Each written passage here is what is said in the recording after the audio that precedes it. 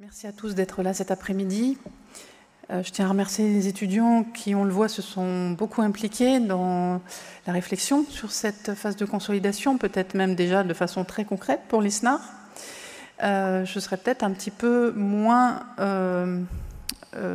concrète justement, mais je vais essayer de vous présenter ce qu'on envisage pour répondre à la fois aux besoins de formation et aussi aux demandes des étudiants. Je commencerai par ce qui est un petit peu mon dada et qui fait que j'ai envie que les étudiants soient bien formés, c'est celui de la responsabilité sociale. Pourquoi on forme de bons médecins? Parce qu'on veut bien soigner les patients. Et ce qui est utile pour les patients, pour les concitoyens en général, comme le dit l'OMS depuis longtemps, c'est d'avoir un système de soins premiers qui soit efficient. Et on a hier, d'ailleurs, Olivier l'a rappelé, des données qui nous confirment que justement, ce soin de premier recours efficient améliore la santé globale des populations.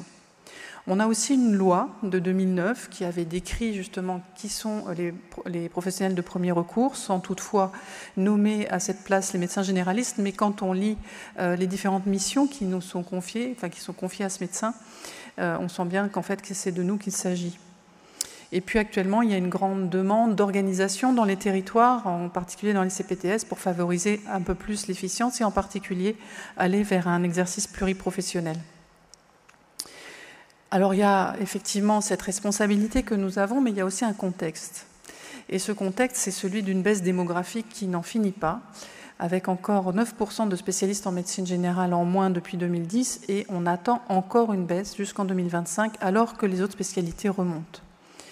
Cette spécialité, la médecine générale, est encore récente. Vous savez que le DES a commencé en 2004 et elle n'a pas encore toute sa place en termes de décision, on va dire, en termes d'organisation du système de santé.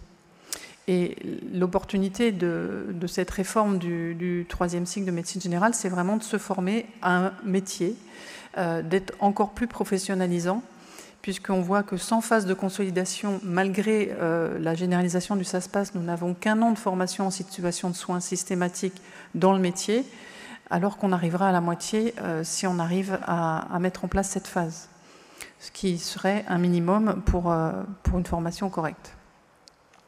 Alors il y a des besoins, les étudiants le disent, il y a des choses qui leur manquent. On a entendu parler de tout ce qui était gestion, mais aussi tout ce qui est médico-administratif. Quand on regarde dans les différentes thèses qui sont faites sur ces besoins, sur ces demandes, on sent aussi qu'ils ont besoin d'être plus en mesure d'insérer la prévention, de savoir comment s'y prendre au-delà du soin pour faire de la prévention, de l'éducation thérapeutique.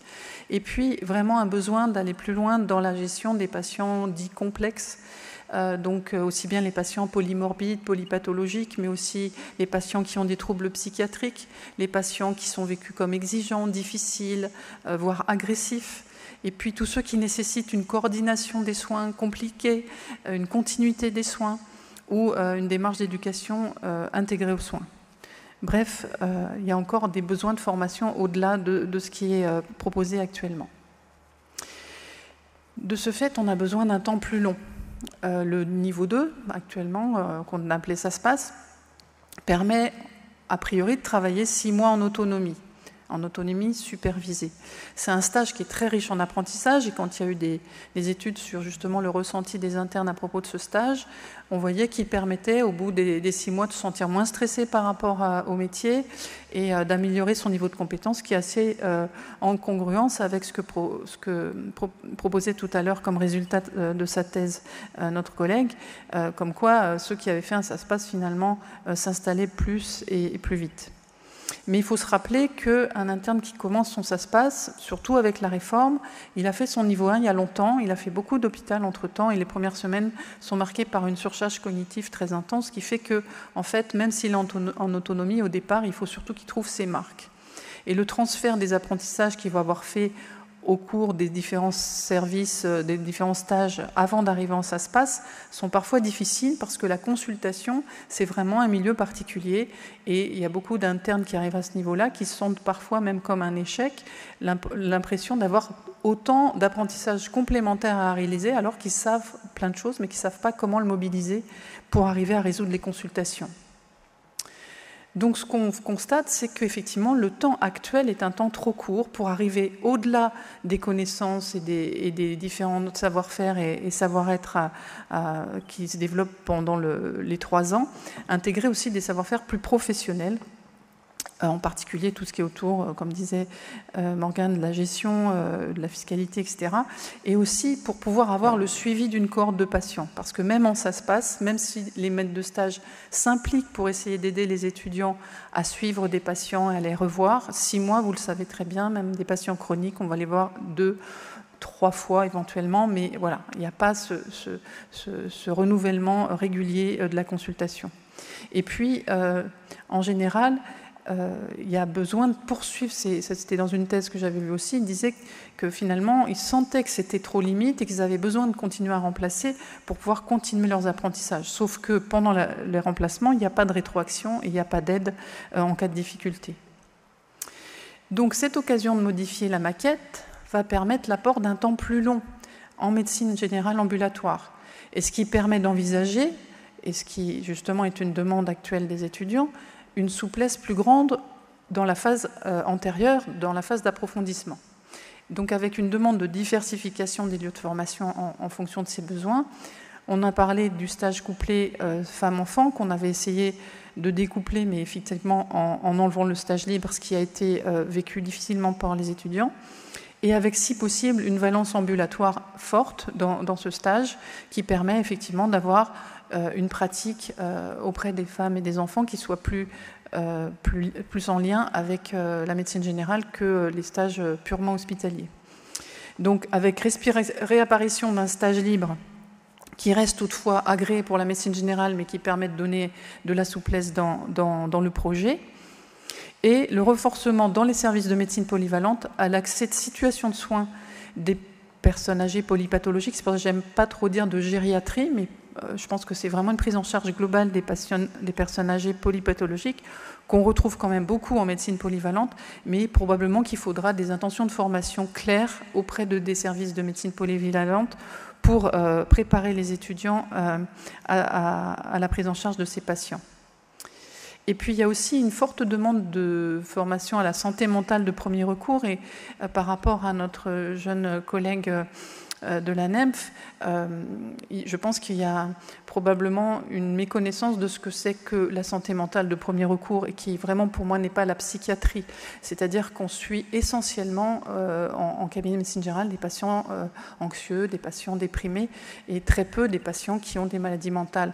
Donc je pense qu'il faut vraiment effectivement augmenter la formation à ce niveau-là, avec la possibilité, pourquoi pas, d'ajouter des vacations qui permettraient d'acquérir des habiletés un peu plus pour les patients qui ont des troubles psychiatriques ou des troubles addictifs. Mais aussi, je rappelle que CNGE travaille sur un module transversal de formation au suivi psychothérapeutique des patients en médecine générale qui pourrait être vraiment intégré au cursus à cette occasion et qui permettrait d'avoir des outils beaucoup plus pratiques de suivi en ambulatoire.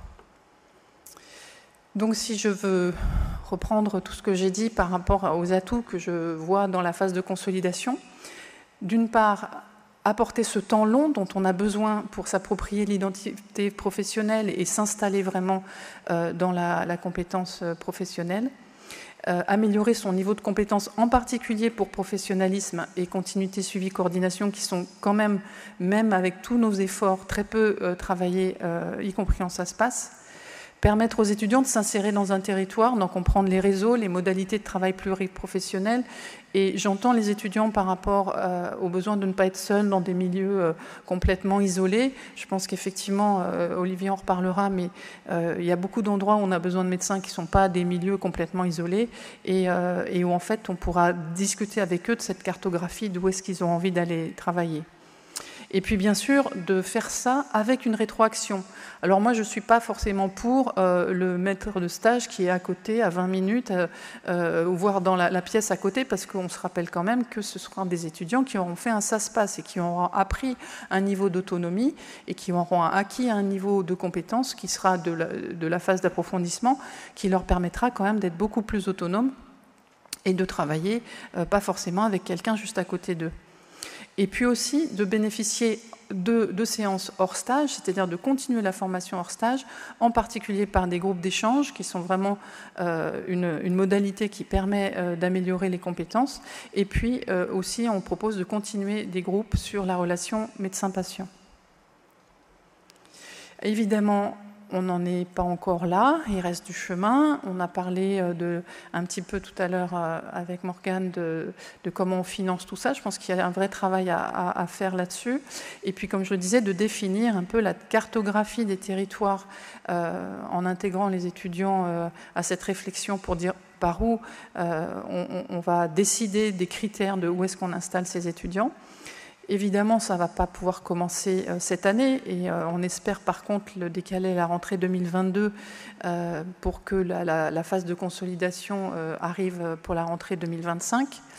Pour cela, il faudra former des directeurs de thèse pour permettre, parce qu'on n'en a pas trop parlé, mais aux cohortes d'être thésées pendant leur phase d'approfondissement, ce qui est prévu actuellement par les textes.